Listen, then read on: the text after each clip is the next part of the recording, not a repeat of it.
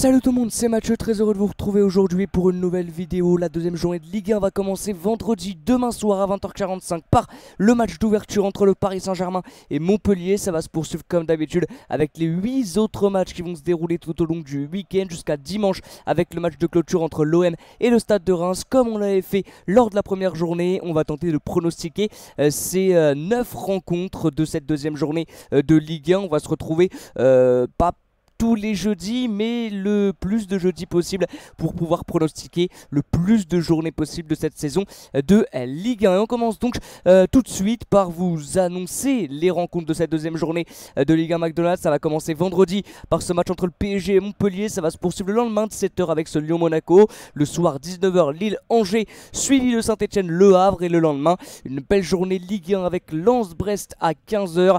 Le multiplex Strasbourg-Rennes, Nantes-Auxerre et Nice-Toulouse au programme le soir 20h45, Marseille-Reims. On va donc commencer par se rappeler un petit peu des premiers résultats de la première journée.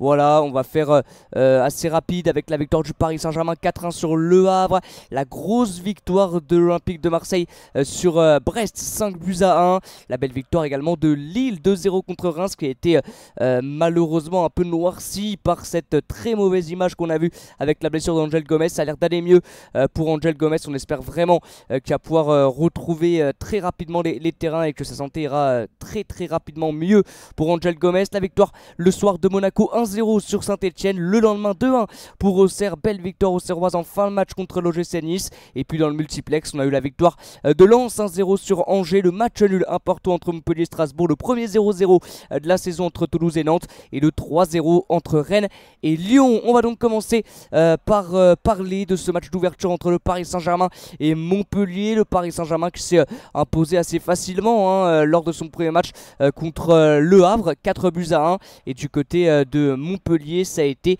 un match nul, un partout contre le Racing Club de Strasbourg. Les Montpelliérains sont tombés sur un très bon Karl-Johan Johnson, le gardien strasbourgeois qui a remplacé Matsels dans le but, a été très bon, enfin qui a remplacé Bellarouge parce que Matsels n'était déjà pas là en fin de saison dernière, qui a remplacé Bellarouge dans le but, l'ancien gardien de Bordeaux et de Guingamp, qui a fait un super match contre Montpellier. Et les Montpelliérains ont été plutôt bons, mais ont marqué sur un penalty assez généreux, on va pas se mentir, mais bon, le match nul était là, il est mérité sur l'ensemble de la rencontre. Là par contre ça va être tout de suite plus compliqué face au Paris Saint-Germain qui a plutôt maîtrisé son match face au Havre, qui s'est fait un peu peur parce qu'ils ont vu les Havre égaliser, puis derrière marquer le deuxième but qui a été refusé pour une main de Casimir. Mais les Parisiens ont quand même maîtrisé globalement la rencontre contre le Havre et ont mérité largement leur victoire 4-1 contre les Havrais. Je vois vraiment pas Montpellier même gêner le Paris Saint-Germain. Premier match au Parc pour les Parisiens qui ça y est sont bien rentrés dans leur saison. Je pense que là Luis Enrique va faire confiance à des joueurs qui étaient sur le banc en début de match, notamment Ousmane Dembélé et Bradley Barcola qui ont fait une super entrée avec chacun un but. Donc là je vois vraiment pas Montpellier même inquiéter le Paris Saint-Germain. Ça me paraît compliqué, même si on a vu un Altamari, un TJ Savanier plutôt intéressant côté Montpellier contre Strasbourg. Mais là l'adversité va vraiment monter d'un ou deux crans. Donc ça va être tout de suite beaucoup plus compliqué pour les Montpelliérains. Donc très sincèrement là je vais pronostiquer une victoire facile du Paris Saint-Germain, genre 2 ou 3-0. Allez, on va se mouiller sur un score parfait, je vais dire 3-0 pour le Paris Saint-Germain face à Montpellier. On continue désormais avec le deuxième match. Ça sera le lendemain, normalement un match qu'on va faire en direct sur la chaîne les amis à 17h. Le premier choc de cette deuxième journée de Ligue 1 entre Lyon et l'AS Monaco. L'Olympique Lyonnais qui a connu une très lourde défaite contre les Rennais 3-0. Très lourde défaite pour l'Olympique Lyonnais face au Stade Rennais. Et du côté de Monaco, ça a été une victoire assez difficile contre Saint-Etienne.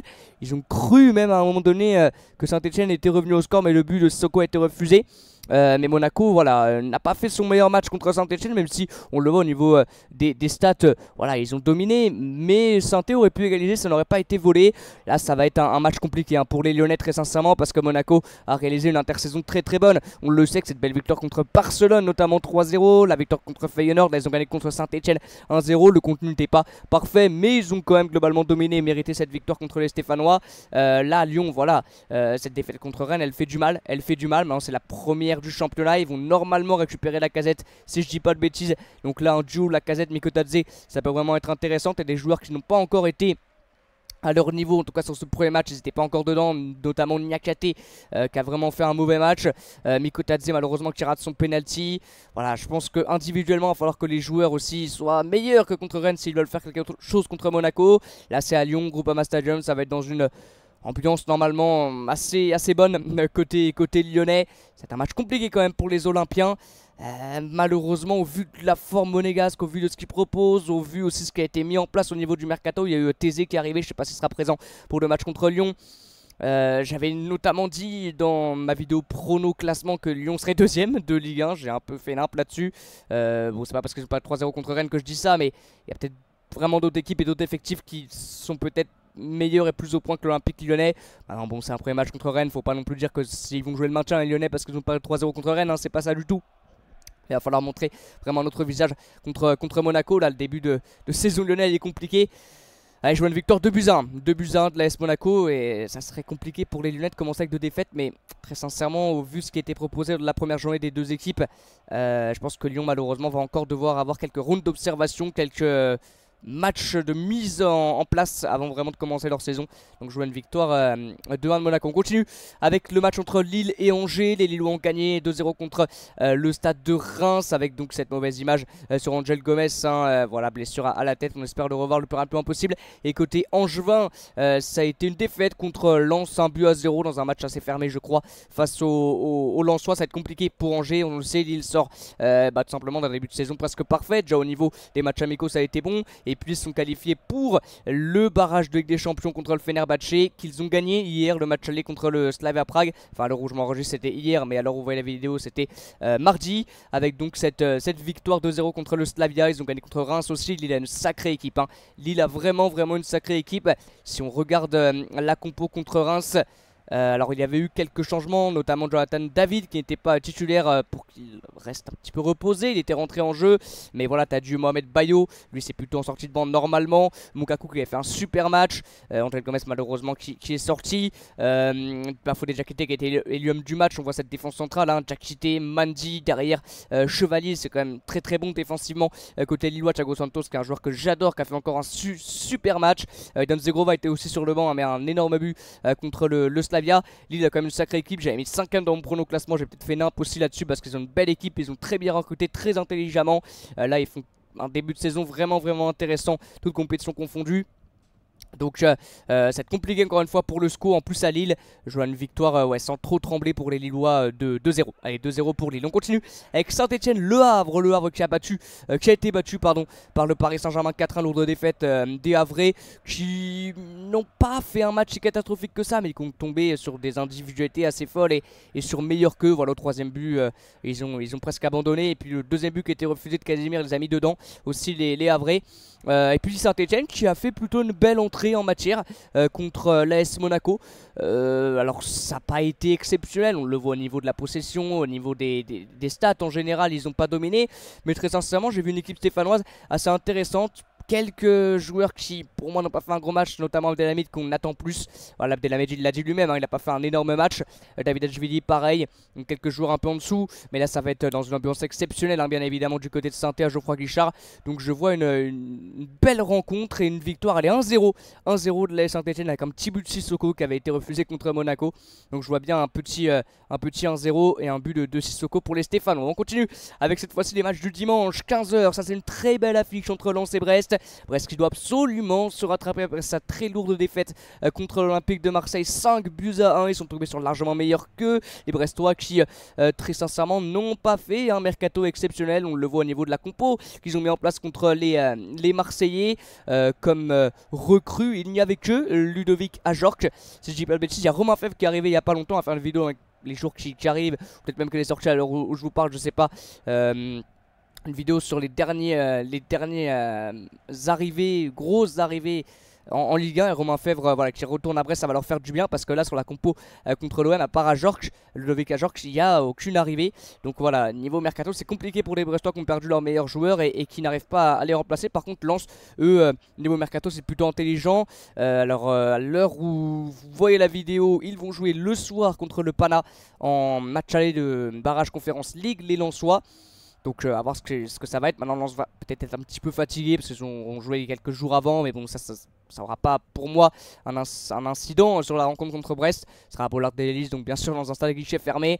Les Brestois auront vraiment à cœur de rentrer dans leur saison. Ça va être un match disputé, je pense que ça peut être vraiment un super match côté Bollard Delelis. Mais à l'arrivée, je vois une victoire lensoise 2-1. Allez, une victoire lensoise 2-1. On va essayer d'accélérer avec le multi Nantes-Auxerre 17h. Les Nantais qui n'ont déjà pas fait une très bonne entrée en matière. 0-0 contre Toulouse. Heureusement qu'il avait un énorme Alban Lafont contre les Toulousains, parce que ça aurait été des fêtes assurées pour les Nantais qui n'ont pas été énormes contre le TFC. Auxerre, eux, ont gagné en fin de match contre les Niçois. Ils ont gagné 2-1 avec un but en toute fin de rencontre. Je sais plus c'est qui l'a marqué, c'est Koulibaly qui l'a marqué à la 95e minute de jeu. Ils ont été plutôt intéressants les Auxerrois, dans une belle ambiance. Là ils vont donc aller du côté de Nantes. Les Nantais cette année, très sincèrement, je pense que ça va être comme les années précédentes, ça va se battre pour le maintien comme Auxerre. Donc c'est déjà un match pour le maintien entre concurrents au maintien. Et je vois encore un match nul, je dirais un partout entre les Nantais et les Auxerrois. On continue avec Nice-Toulouse. Belle petite affiche, les Niçois de Francaise qui ne sont pas bien rentrés dans leur championnat avec cette défaite contre Auxerre en fin de match. Toulouse a plutôt dominé sa rencontre contre Nantes, mais est tombé sur un très bon Alban Lafont, l'ancien toulousain. Nice qui doit absolument gagner ce match là, mais ça va être compliqué parce que Toulouse a une belle équipe, vraiment un très bel effectif. Ils ont perdu de sacrés joueurs, notamment Sperins qui est reparti en prêt, qui est reparti de son prêt à Lens, et puis surtout Dalinga. Mais je trouve que sur le premier match contre Nantes, ils ont plutôt été intéressants. Notamment Abouklal a fait un bon petit match, lui qui était blessé l'année dernière au genou, il était revenu qu'en fin de saison. Et puis voilà, vous jouez contre Nice qui doit absolument gagner, c'est à Nice. Je vois bien une belle rencontre, encore une fois assez accrochée, avec une victoire à l'arraché niçoise 2-1. Une victoire 2-1 de Nice. Le dernier match du multi, c'est Strasbourg-Rennes. Belle affiche également. Strasbourg-Rennes. Strasbourg qui a été chercher le nul contre Montpellier grâce aussi à un très bon Karl-Johan Johnson. Maintenant, ils peuvent aussi se dire qu'ils ont eu contre eux un penalty assez généreux pour les Montpelliérains. Rennes ont fait une super rencontre contre Lyon 3-0.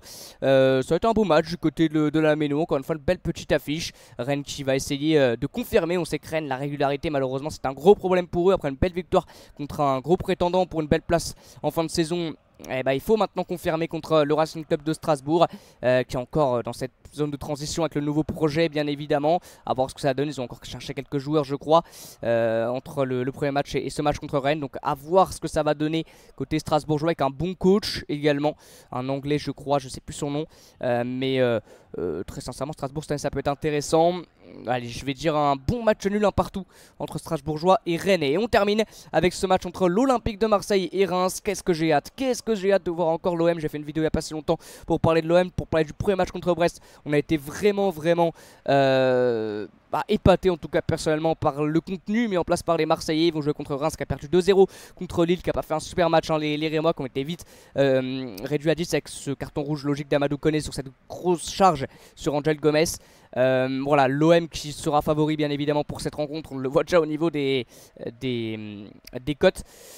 On va pas s'enflammer pour l'OM. Pareil comme Rennes, c'est une équipe qui peut faire des belles choses, mais qui derrière fait preuve d'irrégularité. Là, très sincèrement, moi je vois une belle rencontre, encore une fois, une victoire assez propre des Marseillais, on va dire 2-0. Victoire 2-0 de l'Olympique de Marseille. Voilà les amis, merci beaucoup d'avoir suivi cette vidéo. N'hésitez pas comme d'habitude à mettre votre pronostic dans l'espace commentaire. On va se retrouver très bientôt pour de nouveaux lives et de nouvelles vidéos. A très bientôt les amis, et comme d'habitude, ciao.